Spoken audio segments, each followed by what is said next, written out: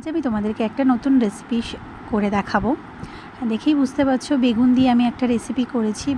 তো চলো দেখা যাক। আমি এরকম করে বেগুন নিয়ে নিয়েছি প্রায় 500 গ্রাম মতন।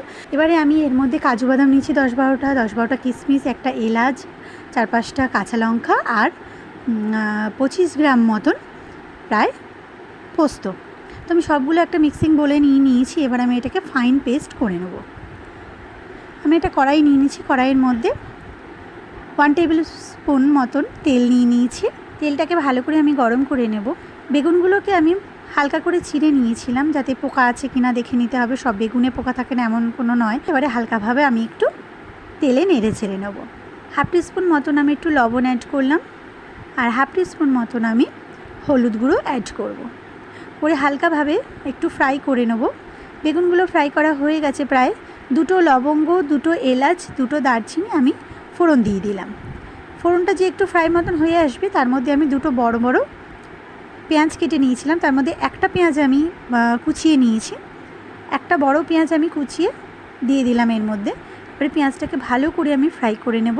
খুব ভালো করে লালচে মতন হয়ে গেলেই আর একটা বড় পেঁয়াজের আমি পেস্ট করে নিয়েছিলাম, সেই পেঁয়াজের পেস্টটা আমি এর মধ্যে দিয়ে দেবো। দিয়ে ভালো করে নেড়ে ছেড়ে নেব। পেঁয়াজের পেস্টটা দিয়ে আমি ভালো করে নেড়ে ছেড়ে নেব। ভালো করে ফ্রাই করা হয়ে গেছে। এবারে আমি 1 টিস্পুন মতন লবণ অ্যাড করব। পরিমাণ মতন তোমরা তোমাদের কোয়ান্টিটি অনুযায়ী লবণটা অ্যাড করতে পারো। 1 টিস্পুন মতন আমি হলুদ গুঁড়ো, 1 টিস্পুন মতন আমি জিরে গুঁড়ো দিয়ে ভালো করে মশলাটাকে আমি কষিয়ে নেব। এই সময় কিন্তু গ্যাসের আগুন কিন্তু একদম কিন্তু লো থাকবে, যাতে মশলাটা পুড়ে না যায়। এইবারে যে পেস্ট করে রেখেছিলাম, যে পোস্ত দিয়ে যেটা পেস্ট করে রেখেছিলাম, সেই পেস্টটা আমি দিয়ে দিলাম। সামান্য পরিমাণে একটু জল অ্যাড করলাম আমি। এই পর্যায়ে এসে আমি কিন্তু গ্যাসের ফ্লেমটা কিন্তু আমি একটু বাড়িয়ে দেবো এবং 1 কাপ মতন আমি জল অ্যাড করব। জলটা অ্যাড করব শুধু খালি বেগুনটা সিদ্ধ হওয়ার জন্যে। কারিটা আমার ফুটতে লেগেছে। এইবারে আমি ভেজে রেখেছিলাম যে বেগুনগুলো, সেগুলো আমি একটা একটা করে দিয়ে দেবো।